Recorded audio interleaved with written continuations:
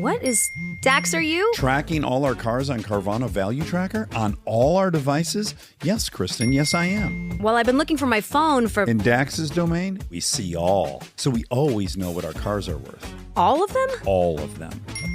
Value surge, trucks up 3.9%. That's a great offer. I know. Sell? Sell. Track your car's value with Carvana Value Tracker today.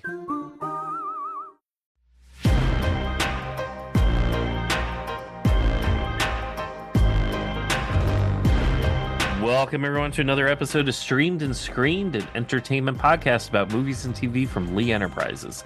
I'm Terry Lipshetz, managing editor of the National Newsroom at Lee, and co-host of the program with Bruce Miller, editor of the Sioux City Journal and a longtime entertainment reporter. And you're practically our host. You're like our game show host, right? You're in charge of everything here. I'm just juggling like crazy. But you know what you find when you watch broadcast TV? Game shows. They're all game shows. You turn on if you can find a fiction film, a series that is of some note, you're really lucky. I mean, they do have those nights where it's the FBI night and 3 FBI shows are on. The Chicago night, 3 Chicago shows are on. The Shonda Rhimes night when her shows are all on. But for the most part, they fill in the blanks with reality shows, reality game shows. And that's kind of what you're seeing in springtime. Springtime is filled with those game show competitions that supposedly keep people entertained. The reason they're on is because they're cheap. And then they have a pot at the end that's like the insurance alone would cover how much that's going to be. Right. So if you won $1 million on a show, the insurance covered it. Yeah. And when they're spending $4 or $5 million on a half-hour show, and this is an hour show and a person makes $50,000 off it, hey, it's money. Because you don't have talent other than the host, basically, and of course the crew, but you can get the show sponsored because a lot of times you watch those shows and there is some sort of like not so subtle advertising connection. So even if it's not some sort of insurance policy that's covering the grand prize, the show's being underwritten by somebody to kind of help pay for it. Right. On top of it, you're basically not hiring screenwriters. They didn't go off the air when there was a strike a year ago. They do have writers. Like if it's Jeopardy, for example, they write the questions. If they have a game involved, like Survivor, somebody had to write what the ground rules were for that. So there's a writer there. If there's a host, sometimes the host needs some help to point out that so-and-so is behind the 8 ball at this point and he has no friends. But a lot of it is just like catching action as it happens. It's more work for the camera people than it could be for a writer or for a director. It's just make sure you put the camera in the right spot. Are you a watcher? Do you like these shows? I like these shows? How can I say this politely? No. So you don't watch, like when Survivor first came on, Survivor was fascinating because we'd never seen anything like it. Most recently, we had The Summit, which was on CBS 2, where they're going after a goal and you don't really know the gamesmanship. You don't realize that some of these people are playing you. And I think that's what's come out of all of this is that sometimes people aren't honest with you to your face. I don't want to be playing games like that. So, Tara, I'm not playing a game with you. I appreciate that. No, I'm trying to think. Like I've watched one season of Survivor. I watched because there was an interesting twist to it, like a Gen X versus like millennial. I think my wife and I watched that one just to see and root for Gen Xers because that's what we are. But I'm smart enough, like we all know that it's not really reality, that there's a certain scripted element to it. The Great Food Truck Race, right? There's one, it's kind of fun. They get these food trucks and they have to go to different cities and they make different dishes. But it still bothers me because a lot of things that they try to do with it, they're like, well, if you're in a food truck, you have to do it a certain way. But if you're a food truck that specializes in, let's say, waffles, you wouldn't be expected to make something that isn't waffle based, but that's what this show does. But, it holds your interest. They know how to create those peaks and valleys. And then at some point there is a winner. This last week, I got to talk to Joe Manganiello, who's the host of Deal or No Deal Island. Now, this is a mashup because if you may remember, Deal or No Deal was they just opened up suitcases and tried to guess where the money was. Well, now they also have a competition where you're competing with other people to be able to get to a certain point in the game. And at the end of the game, they will add together whatever they banked.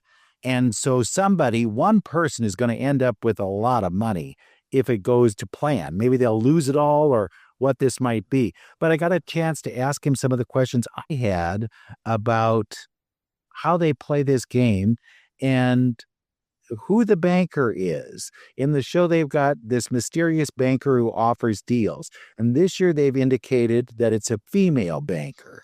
Last year, it was Howie Mandel. This year, it's somebody connected to the show who's a female. But she was in the early days of the show when it had the suitcases. Oh, okay. She was a suitcase model. And she happened to marry a prince. Meghan Markle was one of the suitcase models. And so I said, is Meghan Markle going to be on? Is she the banker? She could be, but he wouldn't say. So can I share my few minutes here with Joe? And you'll hear what he has to say about the show, how they play the show, and why he's the only one who wears long pants. Joe, how much do they tell you? Do they let you know even which suitcase has which amount in it, or are you kept in the dark too? Because of the Game Show Act back in the 1960s that was documented or kind of like fictionalized, the movie Quiz Show. If you've seen Quiz Show. Yeah. If we know what's in the cases, we can all go to federal prison. So you get to play along right with the contestants. Yeah, we have a third-party company that comes in. They are hired to be there on the island with us to handle the cases. Now, the cases are sequestered in an area, like a completely dark area, that only one person at a time can go in. And there's someone that goes in to put the numbers on the cases, then there's someone that goes in to put the values aside. Those people switch out. Then a third person comes in, documents which one is in which, and then that is the only person that knows. There's only one person on the island that knows what's in the cases. None of us in production or the players can know. So it is completely randomized every time. So how good are you at guessing? I mean, if I was up there playing in a game, then we'd see what I was made of, or we'd see what my intuition said. But while I'm running the game, that is not going through my mind whatsoever. I am merely acting and reacting to the players and the games that they're playing. Do you think you would be a good player? As far as excursions go, yeah, I think I have an element of athleticism that I think would lend itself to that. I think strategically and socially, those are two things that I think I would excel at. Well, I'd probably have a target on my back, I would think. So I'd have to play with that. And if you watch the season, you see David Cheney, play dumb. Or play down his skill and his strategy. And so I've actually had conversations with him about him doing that, and kind of wondered if I could pull that off to the extent that he did. Aside from that, there's a big component of luck. And when I look at people like, Boston Rob especially, he just has that intangible luck quality that some of your friends have. Everybody has that luckiest friend they've ever known. And I'm that friend to my friends. I'd be very curious to see how it all went down. I know from one thing, you don't want to pull cases of people's birthdays that are loved ones, because they without a doubt always hold the high numbers. It's like one of those funny superstitious things. But no, I think I would probably fare well. Okay, talk about the reality show people. Are they a different breed? Do you notice something about them that you go, you have an acting assignment? Okay, so if you watch another show like, say, The Traitors, you've got a mixture of personalities from different shows. You've got, Big Brother, Bachelor, you've got Survivors, you've got Real Housewives. There's the designation between the gamers and the non-gamers. Something like a Real Housewives is more of a social show, where something like Survivor is strategic.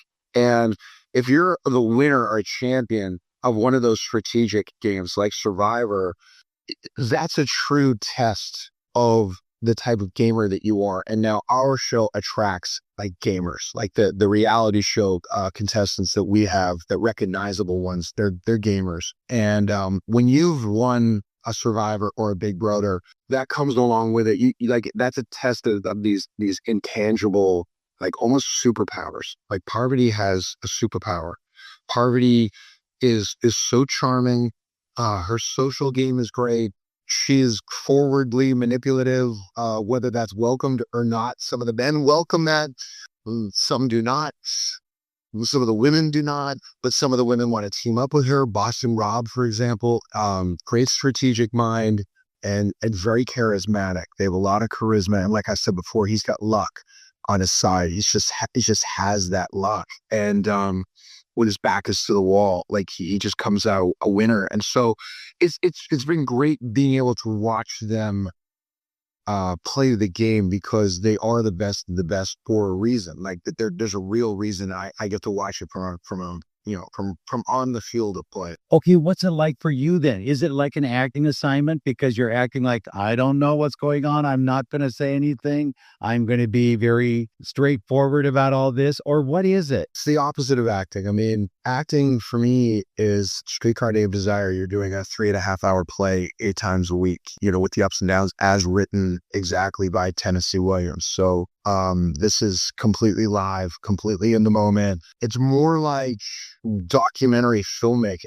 I'm thinking about the edit, especially as a producer. I'm thinking about what goes into the narrative, understanding who is not getting along with who and who is getting along, and then offering the opportunity for like these pods of emotion to happen, or for people to say things that they want to say in a super high stakes moment where life-changing money is up for grabs. So it feels more like when I'm out there filming a documentary and being the one asking all of the questions. But at the same time, it's like a game. So we're watching this game unfold. So there's a lot of sportsmanship.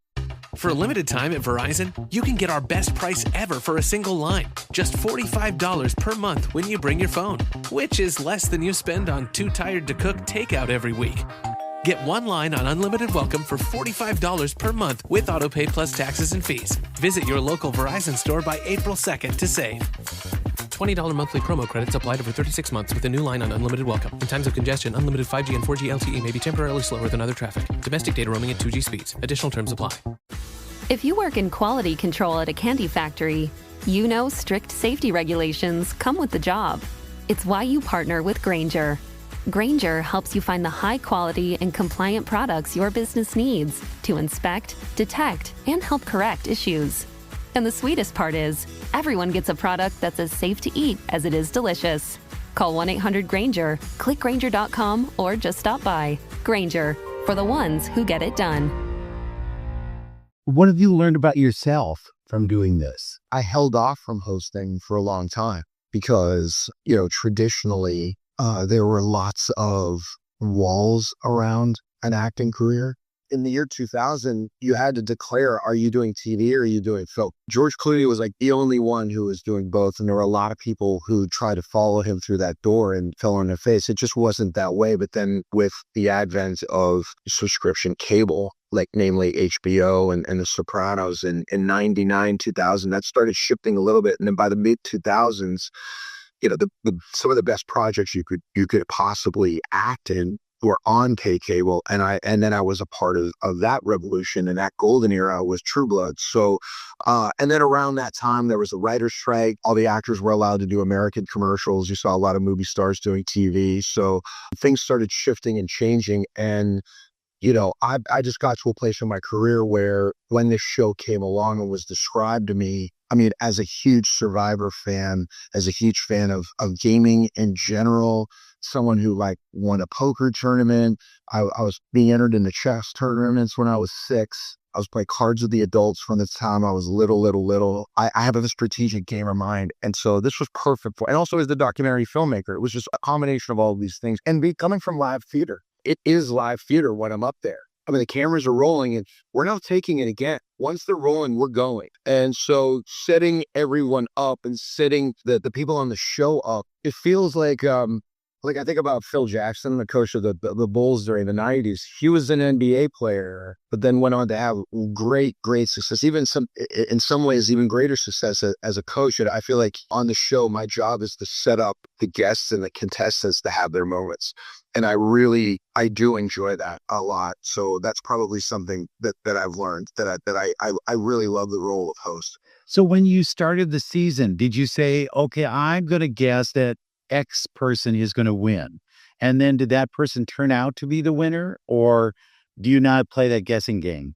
All the producers get together. We all have like our dark horse, or we always pick somebody we try to pick somebody other than the obvious. I mean, at least in my mind, I do. But am I rooting for people? It's hard to say. I'm rooting for someone to win as much money as possible. And then secondarily, I'm rooting for a great show, which often involves chaos. You do root for those people who give great confessional, and you do root for those people who are outspoken.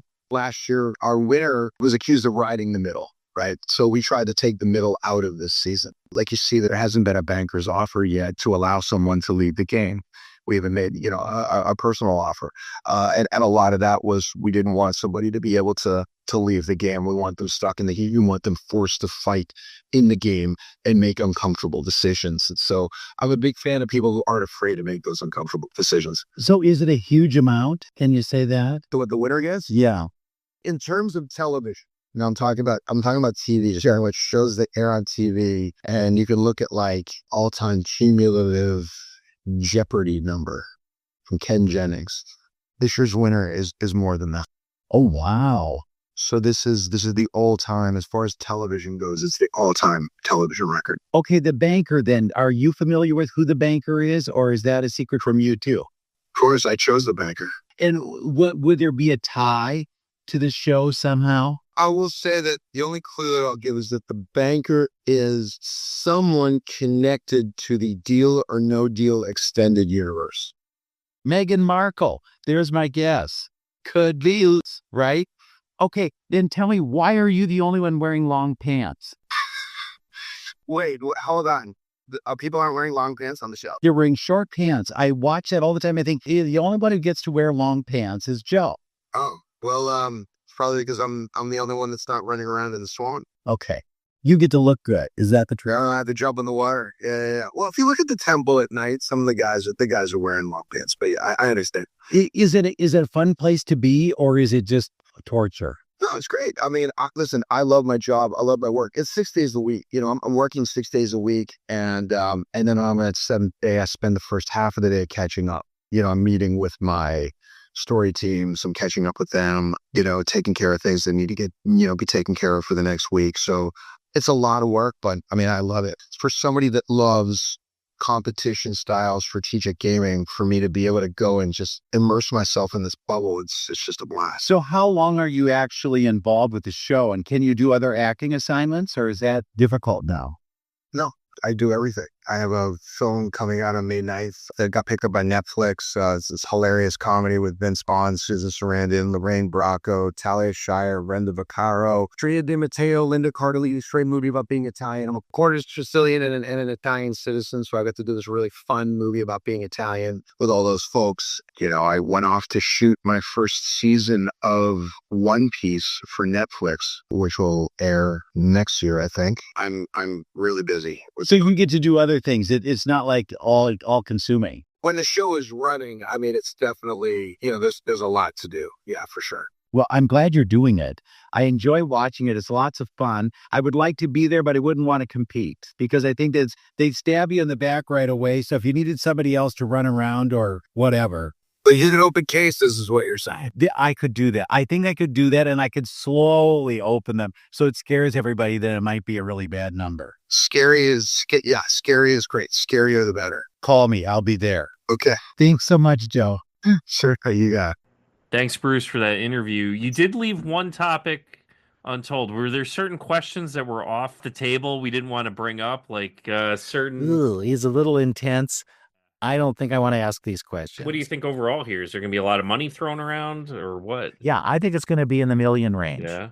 All right. That I'm more interested in the money than the tasks. I enjoy seeing them kind of guess which suitcase it might have. What number would you pick, though, if you were going to pick a number for a suitcase? Is there something special? Like he says, don't pick birthdays because birthdays are not, they always seem to be the problem. 1. I would just pick 1. 1 would probably be a good choice because they're not going to put the biggest amount in the first one, and then you take it, and then you're screwed, right? Yeah, there you go. So it could be a good deal. Are you going to watch the end of this? It's coming up very soon. I will watch a reality show, though, if I know you're going to be on it. Have you ever been on a reality TV show? I've been to reality TV shows. I've been in the Big Brother house. Okay. Walked around and saw how dirty that was. And it was like scary. Okay. I've been to American Idol productions. Okay. I was there the first day of Survivor when they were auditioning people, and it was basically porn stars who auditioned for Survivor. Okay. It was. And there was a lady holding a snake. She had a big snake around her neck. And I thought, oh my God, I could not live with this person. I don't care who she is. She's got a snake around her neck. And I don't want a snake in the house. Yeah. So, Okay. so I've had kind of a fringe experience with the reality TV shows. But you've never been on a reality. No. The one I would go on, Amazing Race. I would love to do that. Sure. But I'd be the kind of person who would say, now, while we're here, let's do a little shopping. Because if we're going to be in Paris, we can take 5 minutes and then go get something and then run back, get that thing, get it to the right person, get on for the next round. I would love to do Amazing Race. I watched religiously when I knew episodes were coming on, but I only would watch it up until a point. I grew up with somebody. We were in the Cub Scouts together. We went to like elementary through high school together. But at some point in, I think it was 2004, according to IMDb, this person ended up on My Big Fat Obnoxious Boss for a handful of episodes. Oh, wow. Did he win? No, he only lasted 5 episodes, and I remember, but I believe he was in a scenario where there was like paintball, and I think he took a paintball to the groin, which didn't look comfortable. That would be. Was he the obnoxious boss, or was he the worker? He was a worker. Okay, he was a worker. So he was on that, and then 10 years later, he ended up on another reality show called Utopia. Do you remember that one at all? Boy. Really brief, where they took all these people and they had to live in a, I don't know, like a colony type of situation. Yes, and it was like they had some problems there with the air conditioning, or something was wrong with the premise situation because they had to pull people out. Yeah, so he was on that for like roughly a dozen episodes, but again, I don't think he made it to the end. So whenever he was done, I'm like, well, I have no reason to keep watching this. So, but it's like I find it fascinating that I know somebody who not only was on a reality show, but somehow managed to get on 2 reality shows with no relationship in any. It's not like you brought him in once and then brought him for a recurring, like a return engagement or something. Well, like that. Once they get in that mix, they are asked to be on other shows. Dr. Will, who was on Deal or No Deal Island, has been on a whole bunch he was in Big Brother. He was in a lot of other things. So they do recycle the people.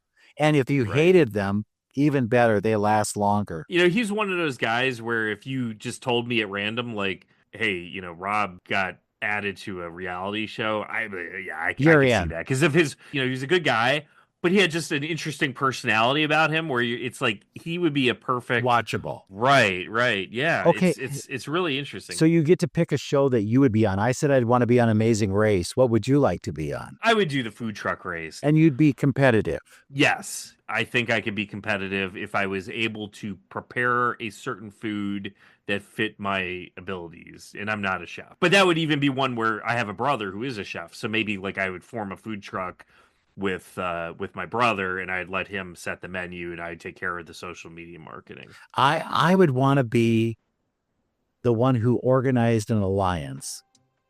But I have a feeling they would all turn on me and I'd probably be the first one voted off on any show.